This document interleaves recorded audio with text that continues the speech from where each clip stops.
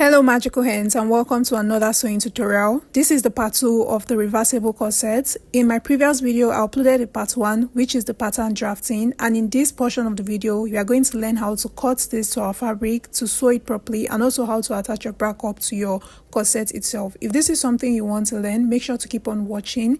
If you're new here and you've not watched that video, the part 1, make sure to check the link in the comment section and also the description box as well, and let's get into the video proper. So starting off, we are going to start transferring the patterns that we drafted in the part 1 of the video. We are going to start transferring them onto the fabric, and as we know, this is a reversible corset, so you are going to need 2 different Ankara fabric. 1 yard for each fabric would be enough.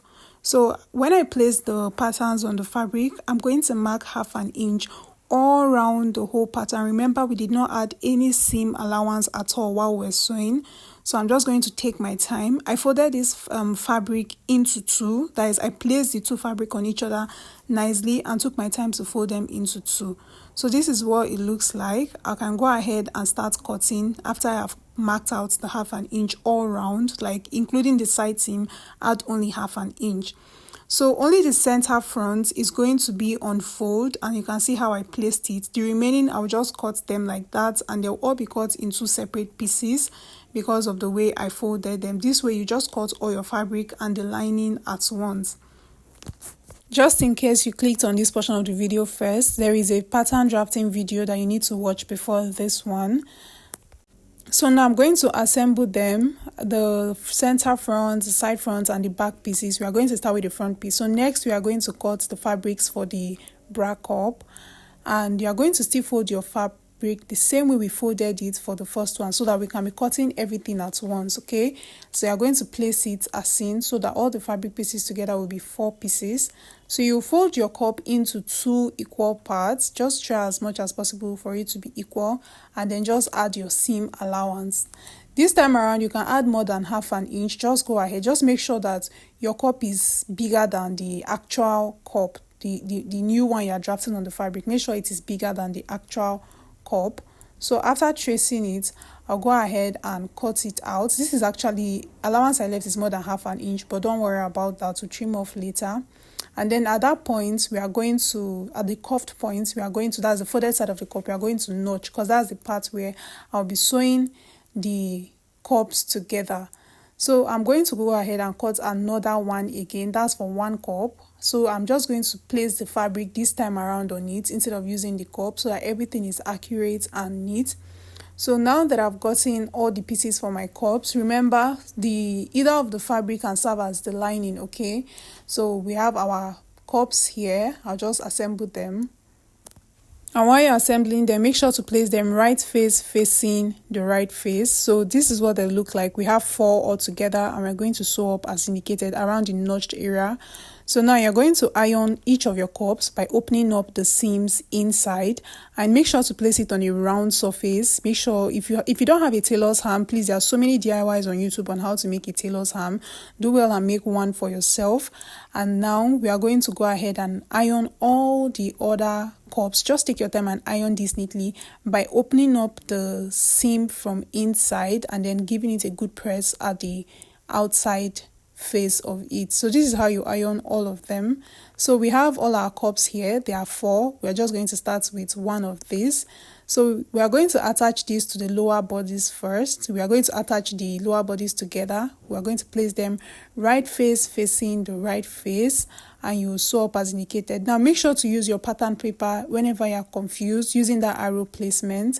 So I have sewn all the pieces together. I'll just keep the lower bodies together, and we'll focus on attaching the bra cup to the cup. Now you're going to decide which of the bra cup you are going to use, and I'm going to use this method to attach the bra cup to my corset itself. So I'm just going to put hemming gum. Focus point should be the midpoint of the bra cup, and make sure to place it on your tailor's ham. And then you're going to place your fabric on it as seen, and you're going to use your hot iron to iron this. So the heat of the hot iron is going to melt that hemming gum, and it's going to make the bra cup glue to the fabric perfectly. Okay, this way it is very, very neat. There are so many other methods, but this is my most favorite method to use. And once you are done, you will see that there is enough allowance, and it's time for, you can go ahead and trim, so that you're left with exactly 1/2 inch. So I'll just go ahead and do the same thing to the other cup. I'll just find the front of the cup, I'll place it as seen, and then I'll go ahead and start putting my hemming gum. The focus point should be the midpoint, and just like that we have our bra cups ready. So now we are going to trim this. I'm going to trim it so I'm left with 1/2 inch all around the cup. So just take your time and trim this nicely. That's why I said when you were adding the allowance, just go ahead and add enough allowance, because at the end of the day you are still going to trim it. So after trimming it, we are going to place the second fabric, because the second fabric was also the same measurement. See the way I used my hand to push this in, okay, so that I can also trim the blue fabric so that it will be equal with everything here. Okay, remember, only one of the fabrics has the cup, the second one does not have the cup. The second one is going to be serving as the lining, but it's going to be like an actual fabric lining, such that you can wear this corset inside out, like any face at all you can wear it. And yes, this is what it should look like. It should look like after you finish trimming. Make sure it is neat and equal. So now that we have both our cups, we are going to start attaching them to the main fabric itself. So this is what it looks like. This method is very, very neat and beautiful. So now we are going to go ahead and attach them to the main bodies. So you are going to bring your underbodies that you've sewn already. Make sure to start sewing from the center front, just as indicated. Make sure to start sewing from that part. So if any excess is remaining, let it be at that upside, that armhole side. So guys, my tripod is broken, and this is the only way I can show you guys how I'm sewing. And trust me, it is very difficult to show you guys like this because my phone kept shaking and was almost falling off. But this is what it looks like. So by the time I sewed, you see that there was some parts of the cups were sewn, and that is why you don't have to worry about this whole method. You see that it picked some parts of the cups, okay, the 1/2 inch went into the cups, and this is going to be very, very firm, such that the hemming gum is holding the cups and that stitch line is also holding the cups. This is looking very beautiful and perfect. I also did the same thing to the other piece, and we'll keep that aside and move over to the back piece. So now we are going to arrange the back piece, and using the pattern paper, using that arrow placement, I'm going to place all the back pieces. I think we have a total of 4 back pieces here. So just in case you are wondering how we cut this back piece, it means you have still not watched the part 1 of this video where we did the whole pattern drafting. Do well to check that out, and then you can come back and complete this video. So you're going to place them as seen, and we'll place them right face facing the right face, and we'll sew them up together. That line, that is what it looks like after sewing. So just go ahead and do the same thing to the blue piece. So after we finish sewing, we're definitely going to iron this out. Just take your time and give this a really good press. Just in case I've not mentioned, I've been ironing at every step. So just so you know, make sure to iron at every step while you're sewing. That way you have a very perfect clean job. So now we're going to bring the front pieces, and we're going to place the back pieces on them right face facing the right face, and we are going to sew the 1/2 inch sewing allowance that we added at the side. Remember, we added only 1/2 inch all round. Make sure not to sew more than that 1/2 inch on both of the pieces. So this is what it looks like now that we've sewn the front and the back piece.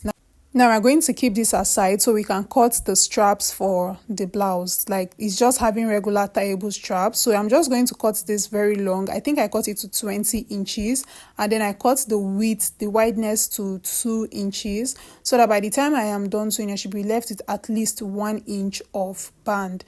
So make sure to cut this strap in 4 separate pieces. That is 4 for each of the fabric, each of the color of the fabric. Make sure you cut 4 of them. So after sewing as indicated, I'm going to trim off the excess, and this is what it looks like. So just take your time and trim this off. Like I said, make sure you have at least 4 of these. So by the time you join them together, you are left with what? 4. Make sure you are joining the 2 different fabrics together, okay? So this is what we have, and I'll make sure the lengths are equal. Now I'm going to try and flip this over using a needle and thread. I'll just try and flip this over to the right face so that the rough edges will be locked inside, just as you can see me do. So we're going to pull this out, and we're going to give it a good press, flatten it out so that the other face of the fabric will not be showing on another face of the fabric. So this is what each of our 4 straps looks like. Now we are going to bring one of the pieces back and we are going to place it as seen. Make sure that you are placing them fabric facing each fabric. Okay, you are going to sew and then you are going to place the other straps at the dart of the back piece. The other one was placed on the cups, the ending of the cup, and the other one was placed on the dart of the back piece. So we are going to keep the straps inside and we are going to bring the other fabric here. And now we are going to sew all round as indicated. Okay, you stop there and you sew the base, making sure that the straps are inside, and you close up just one side of the back. Okay, so after sewing, you're going to take your time and notch very well all around the fabric. It's very important for you to notch because this will help your fabric relax better around the curve area. So we are going to pull this out from the side that we left open, and once you pull it out, you are going to use something to push the sharp edges out. I used my scissors to pull that pointed part out. So because our measurements was accurate, you see that everything is laying nice and fine as it should. So this is what it is looking like so far. Like I said, this is going to have a modesty panel. And before we get to the modesty panel part, I have to iron this. Very, very important. So just take your time and iron every single thing. Make sure that as you are ironing, the other fabric is not showing on it. You see the way I took my time. I even had to sit on the floor to make sure to iron that cup area very well, like to push the fabric in so that it does not show on the other face of the fabric, because this is not just a lining, this is a second face of the corset. Okay, so it's very important for you to iron, and I'm taking my time to show you guys all the ironing process, how I went through it and all. And you also see that we didn't use any boning for this, but this came out very beautiful.